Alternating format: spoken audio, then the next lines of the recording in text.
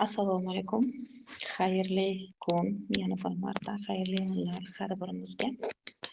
Demak, darsimizni boshlaymiz.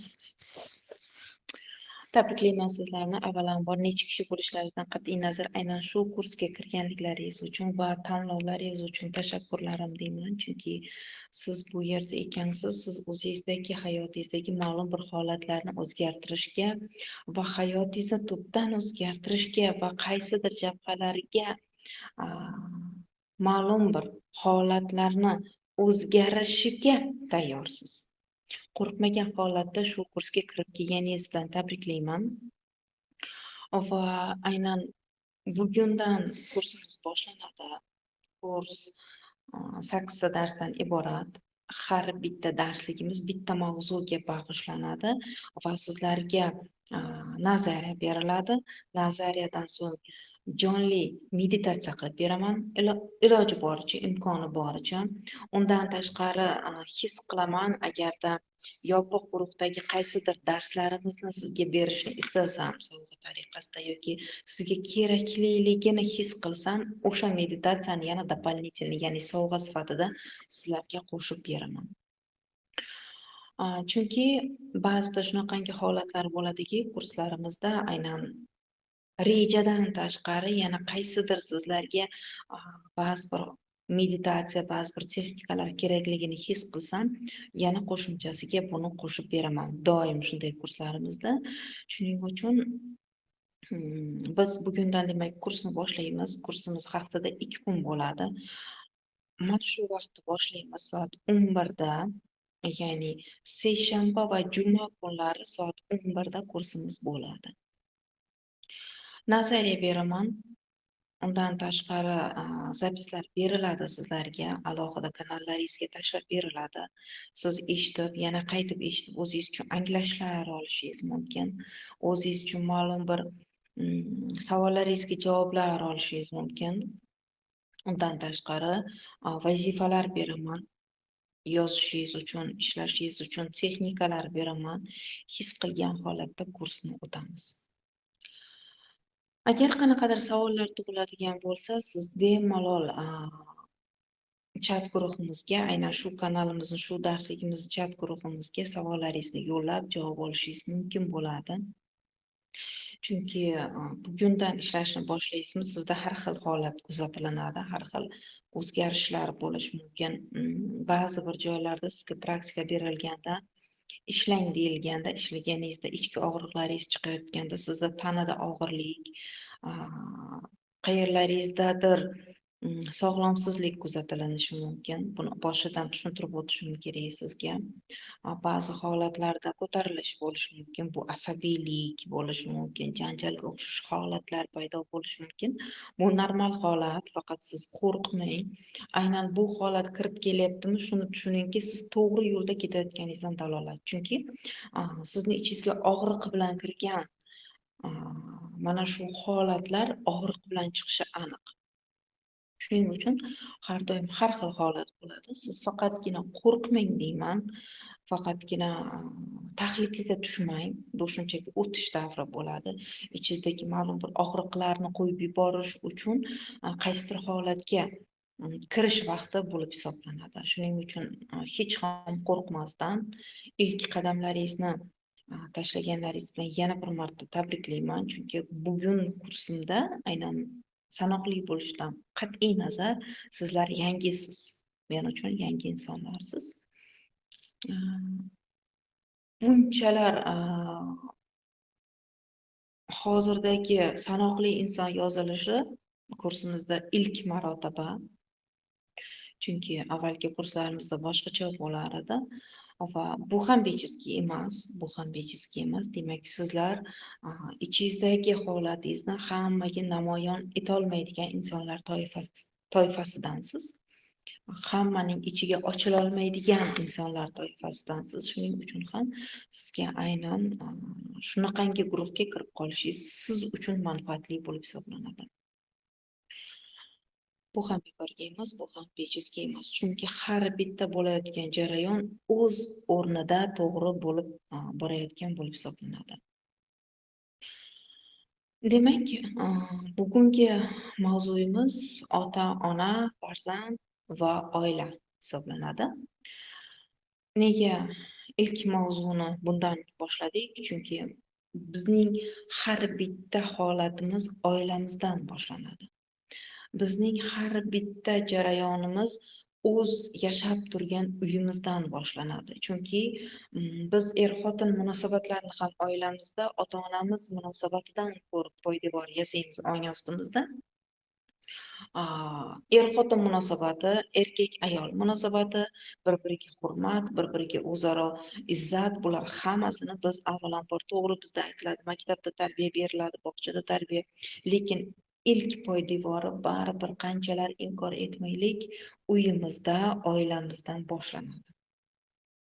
Shuning uchun aynan ilk mavzuni men oila deb oldim. Ota-ona va oila deb oldik. Bu bejizga emas. Demak, sizlar bizda shunday holatlar borki, siz bilasizmi yo'qmi bilmadim, lekin aynan farzand ma'lum bir oilaga dunyoga kelishidan avval bilasiz yuqori yaratuvchi oldida ota-ona ruhi bilan uchrashadi. Va bu yerda aynan farzand kimni ota-ona tanlashidan qat'iy nazar ular bilan ma'lum bir shartnomasi bo'ladi. Agar misol uchun siz ma'lum bir o'zingiz uchun mashhur inson bo'lib yetishishingiz kerak. Sizning rejangizda mashhur qo'shiqchi, aktyor yoki kelinki mashhur psixolog misol uchun yoki shunga o'xshash ma'lum bir sferani egallaydigan inson bo'lib tanilishingiz kerak. Va siz shunday ota-ona tanlaysizki o'zingizga, aynan o'sha ota-ona shu yo'lingizga to'g'ri ketishi uchun sizni turtkilaydigan inson bo'lib hisoblanadi. Ya'ni chunki biz ilk munosabatni uydan boshlaymiz va aynan shunaqangi insonlar bo'ladiki, ruh, demak, ota bilan onani tanlashidan avval boradi. Ya'ni otasi va ona bo'ladigan ruh oldiga borib, ulardan so'raladi. Sizga qisqa tushuntirib beraman. Tushunchaga ega bo'lishingiz bu juda muhim. Va ota bilan onadan so'raydi, avvalambor otaga murojaat qiladi. Men mashhur qo'shiqchi bo'lishim kerak va siz menga yordam bera olasizmi? Agar ota ham o'zi mashhur qo'shiqchi yoki mashhur kimdir bo'lishi rejasida bo'ladigan bo'lsa, buni qabul qilishi mumkin yoki qabul qilmasligi mumkin.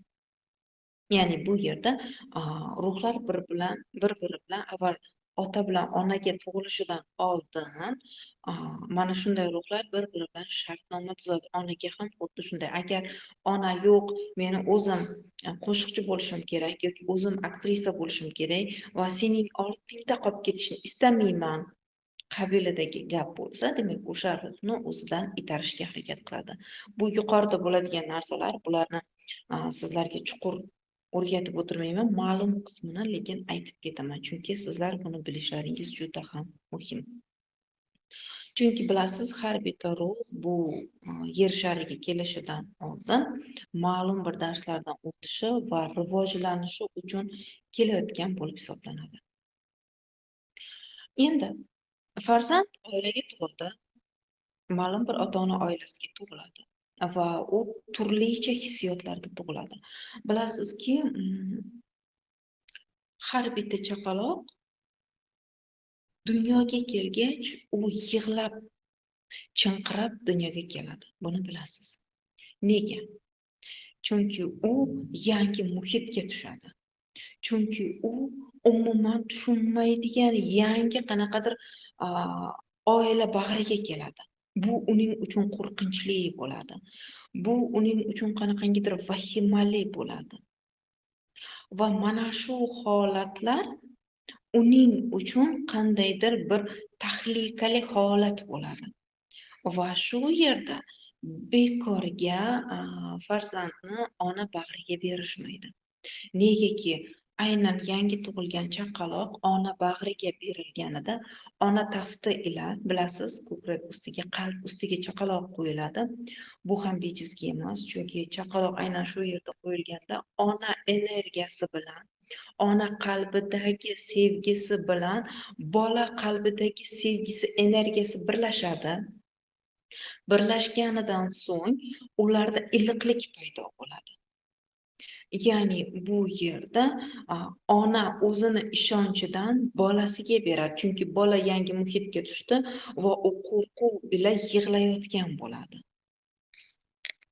Shu orqali u sekin-astalik bilan ona mehridan to'yinib, u tinchlanadi.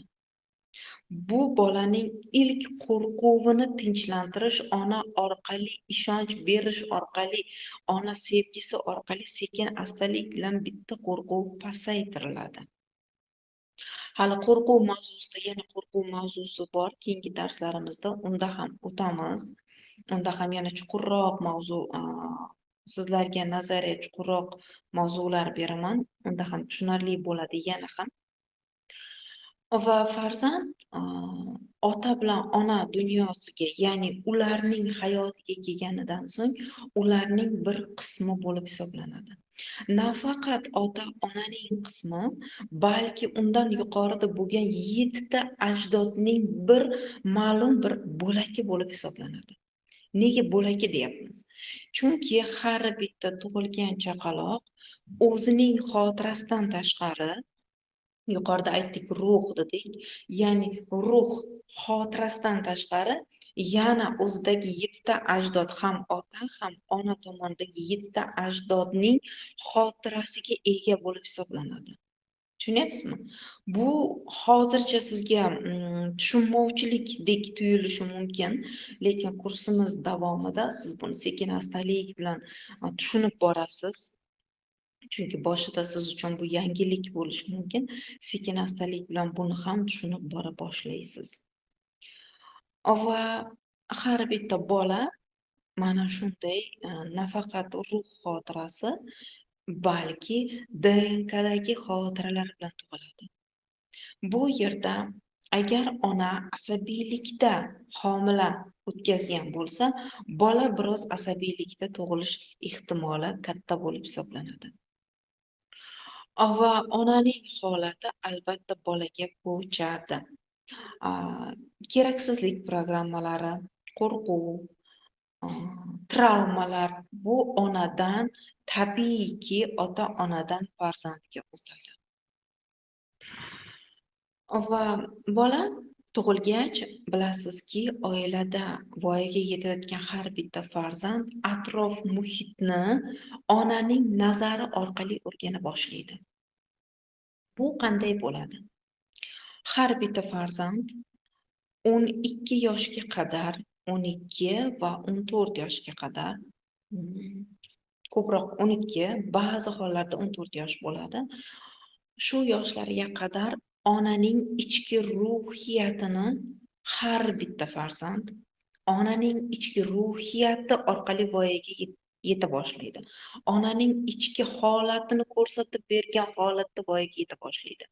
Ya'ni farzand, oilada tug'ilgan farzand onaning holati bilan atrof muhitni o'rgana boshlaydi. Ona asabiylikda bo'lsa, u ham asabiylikda voyaga yetib, shu nazar orqali atrof muhitni o'rgana boshlaydi. Bilasiz, har bitta bola, sizga yangilik emaski, ma'lum bir o'zlaringizda ham bu holat bo'lgan, balki farzandlaringizda ham bo'lgan bo'lishi mumkin. Har bitta bola nevidimkaga o'xshash, shpilkalarga o'xshash narsalarni to'klariga tiqib ko'radi. To'g'rimi? Nima bo'lar ekan?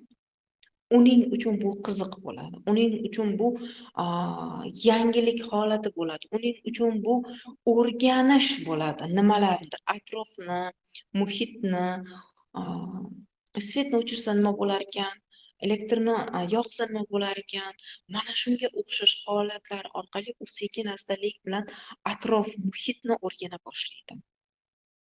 Va agar ona asabiylikda bo'lsa, ona g'azabda bo'lsa, ona nafratga bo'lsa, bu nafratlar tabiiyki bolaga ko'chadi. Undan tashqari bolani 7 yoshga qadar aytiladi, 3 yoshdan 7 yoshga qadar podshoga bo'lgandek munosabatda bo'ling deb. Bu bejizga aytilmagan, chunki haqiqatdan ham bolaning tug'ilganida ma'lum har qanday bolaning tug'ilganida uning ong ostida, bilasizmi, bu yerda ong osti bo'ladi. Uning ong ostida ma'lum bir xaltacha paydo bo'ladi. Aslini olganda bu xaltacha ona homilador vaqtida bolada allaqachon paydo bo'lgan bo'ladi va tug'ilganidan so'ng mana shu xaltacha ma'lum bir dasturlar bilan to'ldirilana boshlaydi. Misol uchun, agar bola beshikda yig'lab qolsa, ayniqsa bizda bu holatlar ko'p bo'ladi. Yig'lab qolsa va ona o'zini ishi bilan mashg'ul bo'lsa, ona o'zini o'y-xayoli bilan bo'lsa, o'zining ichki dunyosida yashayotgan bo'lsa va bola biroz e'tiborsizlikda qolib yig'lab qolish holatlari bo'lsa, bolaning mana shu ong ostidagi xaltachada ma'lum bir dastur shakllana boshlaydi. Bu dastur men, e'tiborli bo'ling, birinchi o'rinda men onamga kerak emas ekanman. Tushunyapsizmi? Men onamga kerak emas ekanman. Bu degani men kerak emasman. Keraksizlik dasturi shakllana boshlaydi bu yerda. Men onamga kerak emas ekanman. Birozdan so'ng bu otaga bog'lanadi. Men otasi biroz qattiq gapirsa yoki biroz jim o'tir, bola sho'xlik qilishini bilasiz. Shunga o'xshash holatlar bo'lsa, men otamga kerak emasman. Keyinchalik voyaga yeta boshlagandan so'ng u kimnidir sevib qolishi mumkin, yoqtirib qolishi mumkin, do'stlari orttirishi mumkin va shular orqali sekin-astalik bilan ular ham nimadir deb buni xafa qiladigan bo'lsa, men do'stlarimga kerak emasman. Men sevgilimga kerak emasman. Keyinchalik voyaga yetganidan so'ng, turmush qurganidan so'ng men turmush o'rtog'imga kerak emasman. Ko'ryapsizmi? Yoshlikdan boshlangan jarayon zanjir bo'lib yillar davomida davom etadi bu. Va bu bir insondan ikkinchi insonga ulanib ketaveradi. Men kerak emasman. Aslini olganda bu ildizi borib bolalik chog'iga borib taqaladi. Men kerak emasman degan fikr shakllana boshlaydi. Tushunyapsizmi? Va bu fikr uni bir umr ta'qib qiladi. Va shu fikrda yashamaslik uchun o'zini isbot qilib yashashga o'tib ketadi inson. Ma'lum bir bola, ma'lum bir inson. Endi ko'ring, o'zingizda shunday jarayonlar bormi? Men kerak emasman. Meni yoqtirishmaydi. Nega doim menga e'tiborsiz ular? Nega men xohlagan narsalarim amalga oshmaydi? Tushunyapsizmi? Bularning hammasining negizida aslini olganda men kerak emasman dasturi turganidan bo'lib hisoblanadi. Bolada aynan bolalik chog'ida mana shu dastur shakllana boshlaydi. Men kerak emasman degan dasturi va sekin-astalik bilan voyaga yetayotganda u o'zini kerakli ekanligini his qilish uchun, shuni atrofdagilarga isbotlash uchun u o'zidagi bor xislatni chiqara boshlaydi. Ya'ni bola o'zini yaxshi ko'rsatishga harakat qiladi. Bola o'zini manfaatli qilib bu atrofdagilarga ko'rsatishni istaydi. Undan tashqari uydan ma'lum bir narsalarni olib chiqib do'stlariga tarqatadi. Chunki do'stlari unga narsalari orqali keraksan. Biz sen bilan munosabatga kiramiz. Biz sen bilan do'st bo'lamiz degan fikrlarni eshitish uchun qilinayotgan bo'ladi. Faqatgina bola buni tushunib yeta olmaydi. Bola buni anglab yeta olmaydi. Va undan tashqari har bitta bola tug'ilganidan so'ng sekin-astalik bilan voyaga yetgunga qadar nafaqat bu dasturlar va undan tashqari har xil dasturlar orqali voyaga yeta boshlaydi. Har bitta qiz bola agar oilada qiz bola dunyoga kelsa, uning hayotidagi ilk erkak uning ong ostidagi ilk erkak obrazi uning otasi bo'lib hisoblanadi. Har bitta qiz bolada. O'g'il bolada bo'lsa, xuddi shunday oilada uning uchun eng ilk ayol timsoli uning onasi bo'lib hisoblanadi. Agar qiz bola otadan xafa bo'lsa, misol uchun doimiy ota shunday holatlar bo'ladiki, ota doimiy onasini xafa qiladi, uni kamsitadi, u bilan yaxshi munosabatda bo'lmaydi va qiz buni ko'rib bora boshlaydi. Yoki ona xiyonatga uchrasa, ota tomonidan qiz bola buni ko'rib voyaga yetsa, hamma erkaklar xiyonatkor degan fikrda voyaga yetadi va tabiiyki o'zining ham hayotiga xuddi shunday erkakni hayotiga olib kiradi. Xiyonatkor, erkak yaxshi emas, erkakdan do'st chiqmaydi, misol uchun, va xuddi shunday so'zlar orqali, shunday fikrlar orqali u voyaga yetdimi, demak, uning hayotiga ham xuddi shunday erkak kirib keladi. Agar uning ong ostida yoki uning hayotida yoshligida nafaqat o'g'il, balki qiz bolada ham xuddi shunday oila poydevori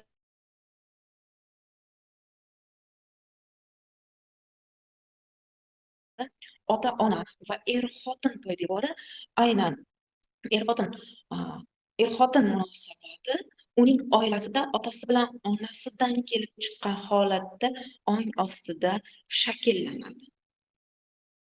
Demak, misol uchun ota jahl ustida kelyapti. Oddiygina misollar bilan tushuntiraman.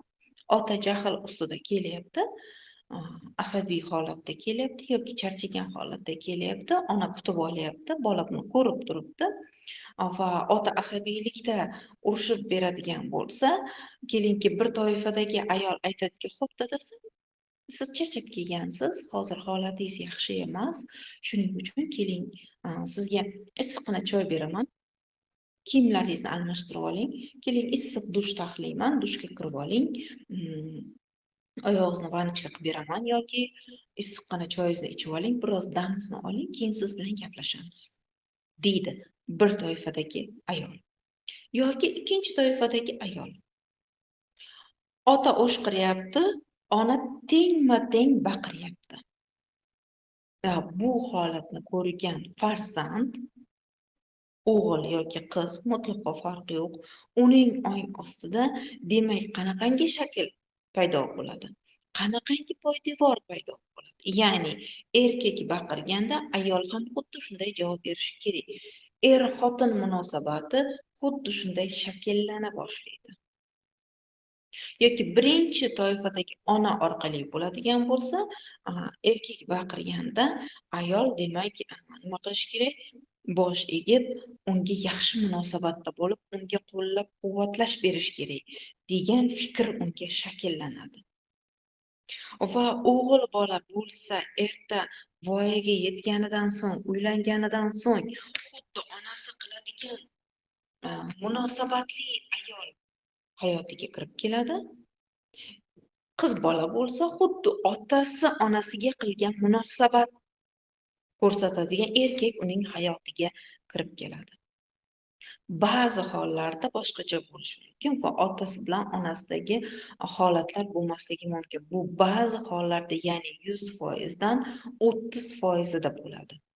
Bu 30% da bo'ladigan jarayon qachonki u yoshligidan o'z ustida ishlab, o'ziga loyiq ko'rib, ba'zi bir narsalarni bilib bilmagan holatda ishlasa, uning hayoti boshqacha bo'lishi mumkin bo'ladi. Aksariyat holatlarda uning hayoti otasi bilan onasining hayotiga juda ham o'xshash bo'lib hisoblanadi. Chunki bilib bilmagan holatda har bitta farzand ota bilan onaning hayotini davom ettiradi. Ularning davomchisi bo'lib hisoblanadi. Har bitta jarayon bir xil bo'lib hisoblanadi. Boshida agar turmush qurgandan so'ng qiz bola bo'ladigan bo'lsa, voyaga yetadi ma'lum bir oilada, to'g'rimi? Ota-ona farzandi voyaga yetadi va turmush qurgandan so'ng uning turmush o'rtog'i otasidan butkul boshqacha bo'ladi. Masalan, ota ichib kelib janjallashadigan ota bo'lsa, misol uchun, Bunda umuman ichmaydigan erkak kelishi mumkin hayotga. Umuman mutlaqo boshqacha erkak hayotga kirib kelishi mumkin.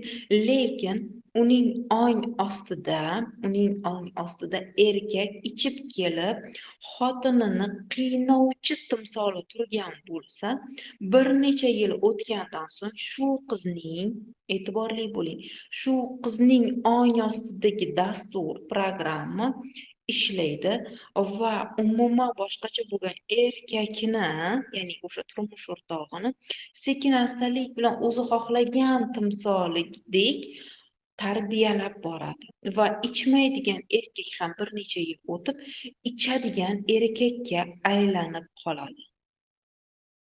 Ma'lum bir sabablarga ko'ra. Bu yerda ayol ham erkak ham aybdor emas. Bu yerda hech kimning aybi yo'q. Shunchaki qizning ong ostidagi timsoli shunaqa.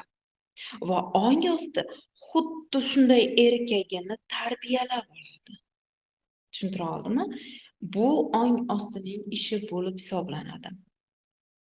Demak, ma'lum vaqt o'tganidan so'ng sekin-astalik bilan qizning ong osti turmush o'rtog'ining ong osti bilan suhbatlashgan holatda uni tarbiyalab, o'ziga ma'qul qilib oladi.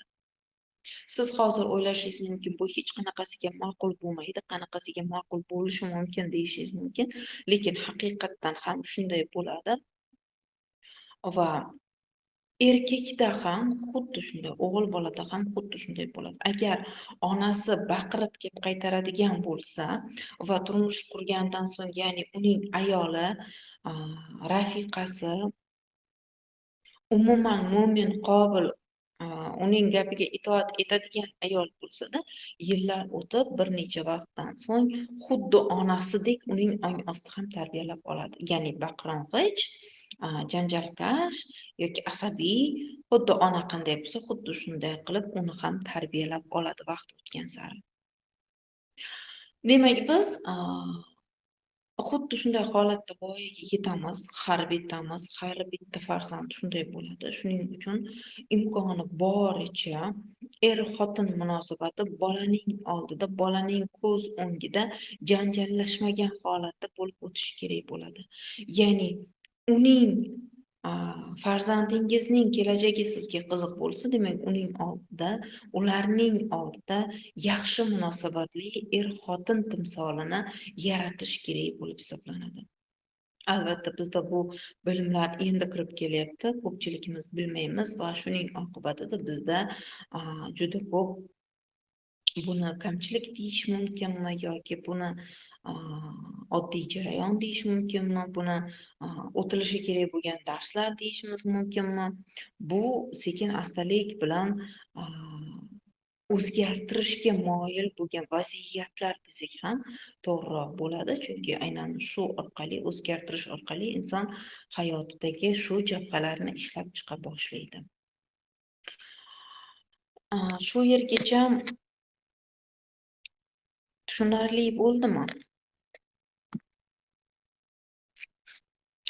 Va har bitta bola qancha ota-ona harakat qilmasin, bolada baribir ota-onaga nisbatan norozilik bo'ladi. Kimdir ma'lum bir kiyim kiyolmay qoladi, norozilik uyg'onadi. Kimdir ota-ona xohishiga ko'ra o'qishga kiradi va kasb ularning xohishiga ko'ra tanlanadi. Ya'ni e'tibor qilgan bo'lsalaringiz, bizdan kattalarga shunaqangi gaplar borki, men bo'lolmadim, hech bo'lmaganda sen bo'l. Men oq xalat kiyolmadim, misol uchun oq xalat kiyolmadim, meditsina xodimi bo'lolmadim, lekin sen shuni bo'l. Sen oq xalat kiygin, men seni oq xalat kiyganingni ko'rib, o'zimni armonimni senda ijobat bo'lganini ko'rib, men xursand bo'lay. Tanish holat, to'g'rimi? Va mana shu yerdagi kattalarning xohishi bilan kasb tanlanishi, kattalarning xohishi bilan erkinlik berilmasligi, kattalarning xohishi bilan ma'lum bir hayotni kechirishi, kattalarning xohishi bilan atrof-muhitning gapi orqali gap so'zga qolmaslik uchun yana qandaydir darslardan o'tishi va bu yerda ota-onaga nisbatan norozilik uyg'onadi farzandda. e'tibor bersalaringiz, o'zlaringizda ham xuddi shunday noroziliklar bo'ladi ota-onangizga nisbatan. Yo'q, menda bunday norozilik yo'q deyishingiz mumkin, lekin o'tirib haqqoniy ishlaydigan bo'lsangiz, bu noroziliklaringiz sizda albatta bo'ladi, chunki bu har bitta insonda bor his-tuyg'u. Xo'p, shu yergacha tushunarli bo'ldimi? Savollaringiz bormi shu yergacha? Savollar bo'lsa yozib yuboring. Agar savollaringiz bo'lsa yozing va jonli meditatsiya qilamiz.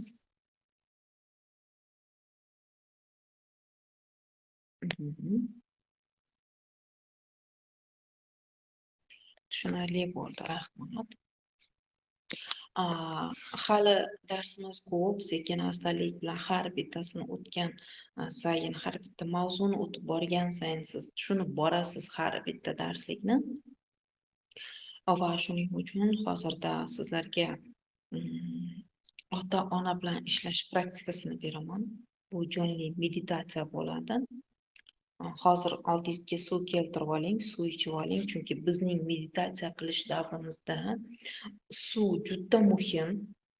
Negaki ongni uxlatishga yo'l qo'ymaydi.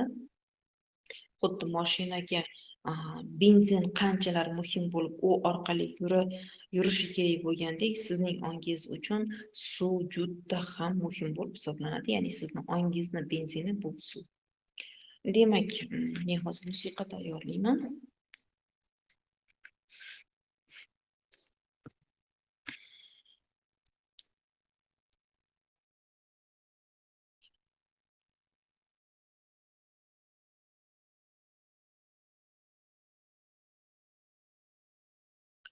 Xo'p.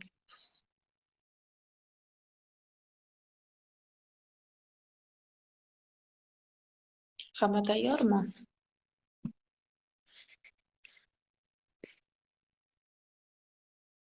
Keraksiz.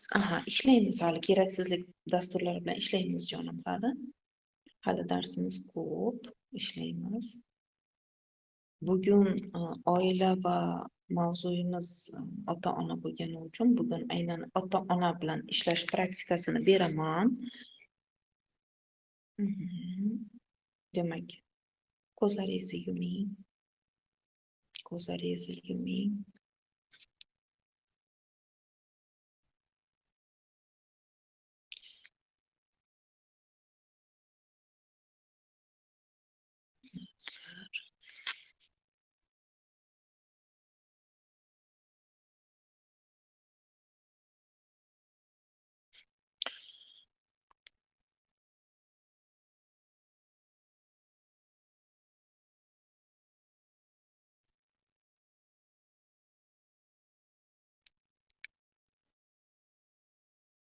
Negadir musiqa chiqish oson bo'lmayapti.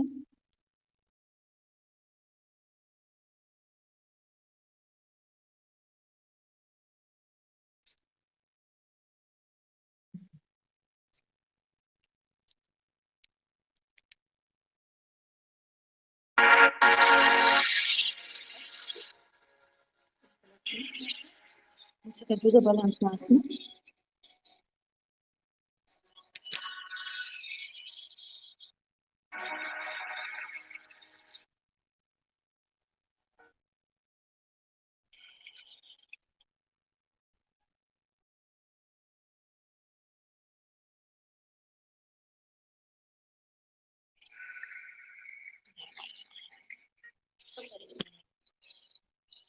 Chuqur nafas oling.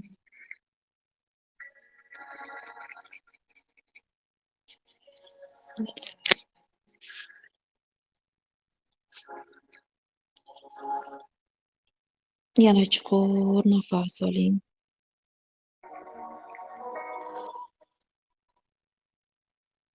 Nafas chiqaring.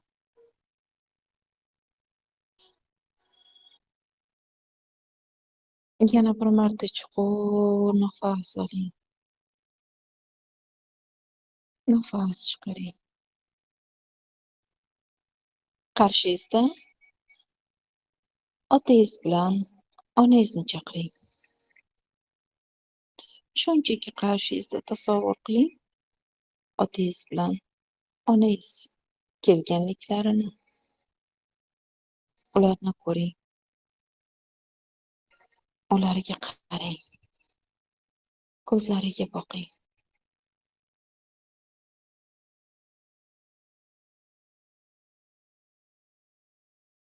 Siz yoshligingizda yoki hozirga qadar ularning munosabatlari qaysi jabhasida sizga norozilik uyg'otgan bo'lsa, har bittasini ko'z oldingizga keltiring. Har bittasini ko'z oldingizga keltiring.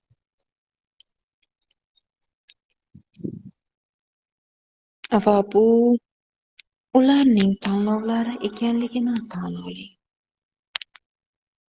Bu ularning tanlovi. Bu ularning o'tishi kerak bo'lgan darslari aslida. Siz ularning farzandi, siz ularning zurriyoti. Siz aslini olganda hech narsani o'zgartira olmasligingizni tushunib yeting. Otangiz bilan onangiz munosabatida qayerdadir sizga norozilik uyg'otgan bo'lsa, u holatlarni shunchaki qabul qiling. Siz faqatgina ularning farzandisiz. Siz faqatgina ularni holatini qabul qila olasiz. Siz faqatgina ularning tanlovlarini tan ola bilasiz.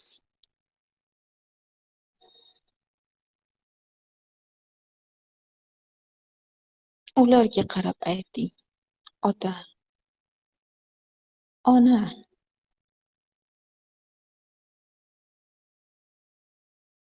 sizlarni hayot tarzingizni qabul qildim.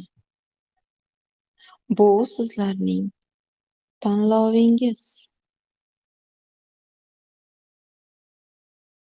Men hech narsani o'zgartirishga haqqim yo'qligini tushunib yetdim.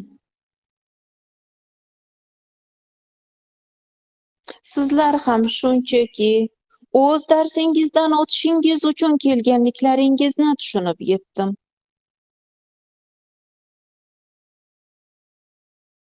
Bu holat sizlarniki. Bu tanlov sizlarniki.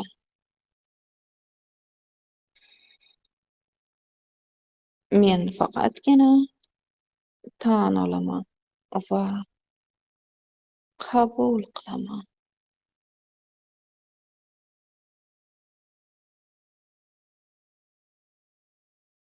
Ota, ona, men sizning farzandingizman.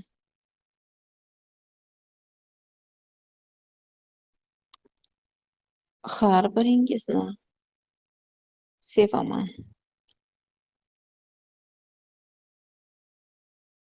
Sevgi deganda biz hozir ota-ona va farzand o'rtasidagi mehr, shartsiz sevgi, muhabbat, hammasini nazarda tutyapmiz.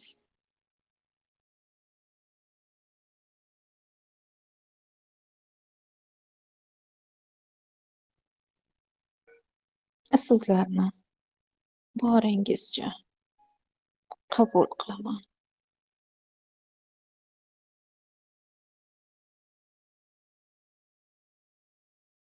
Ko'zlariga qarang.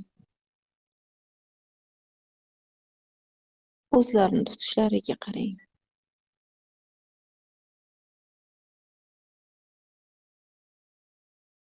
Va ularning yuzlarida nur porlayotganini, sizdan rozi ekanliklarini his eting.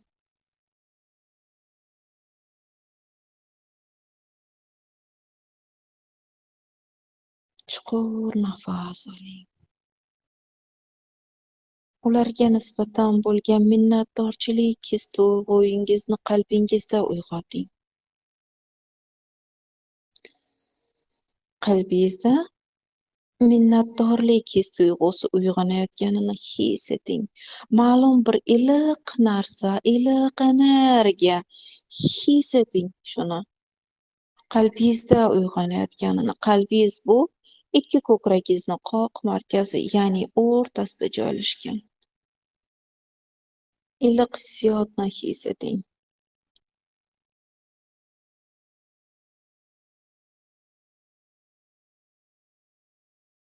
Chuqur nafas oling. Ushlab turing shu hissiyotni ichingizda. Sekin nafas chiqaring.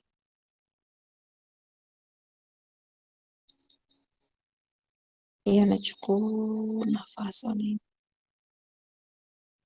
Shu qalbingizdagi minnatdorchilik his-tuyg'usini butun tanangizga tarqating. Energiya bo'lib tarqab ketganini his eting. Butun tanangizga, butun hujayralaringizga, butun neyronlargacha tarqalganini ko'ring. Bu ota-onaga bo'lgan rozilik, bu ota-onaga bo'lgan minnatdorlik. Bu shartsiz sevgi tarqayapti. Butun tanangizga his eting. Qoni-qoningizgacha, qon tomirlaringizdan aynan shu energiya gupurib, jo'shib oqayotganini his eting. Butun tanangizni iliq energiya hissiyoti egallab olsin. His eting shuni.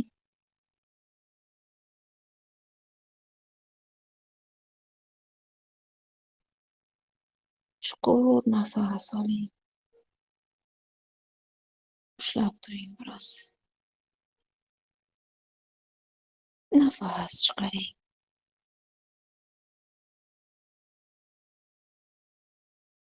Shu hissiyotni tanangizga ushlagan holatda sekin hozir va shu yerga qaytib tayyor bo'lsangiz ko'zlaringizni oching. Qanaqasizlar? Yozib yuboringlar, qandaysizlar?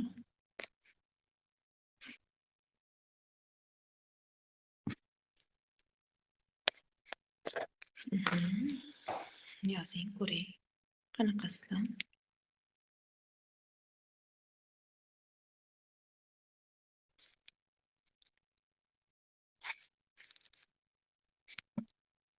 Juda yaxshi, молодец.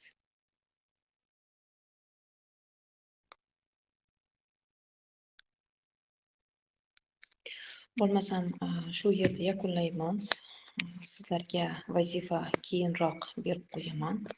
Hozircha shu yetarli. Birinchi kunda sizlarni ko'p qiynamayman, chunki hali ishlashlaringiz kerak. Meditatsiyani albatta bajarishlaringiz shart. Yana bu darsdan tashqari bugun yana bir marta bajarishingiz kerak bo'ladi.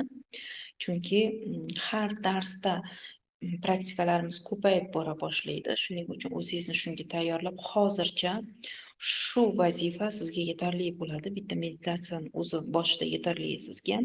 Keyinchalik sekin-astalik bilan vazifalar ham qo'shilib bora boshlaydi. Har bittalaringizni ko'rganimdan xursandman. Barchalaringizga tashakkurlarim deyman kirganlaringiz uchun. Zapis beriladi albatta, chunki meditatsiyalarni bajarishlaringiz kerak. Va keyingi darsda ko'rishguncha deyman. Darsimiz haftada 2 kun takrorlayman. Seshanba va juma kuni kunduzi mana shunday xuddi shu vaqtda soat 11 da bo'ladi. Yana keyingi darsda ko'rishguncha deyman. Savollar bo'lsa, albatta aynan shu kanalimiz, shu darsligimiz chatiga yozib qo'yishlaringiz mumkin bo'ladi. Holatlaringiz bilan ham albatta bo'lishib boring. Keyingi darslarda ko'rishguncha.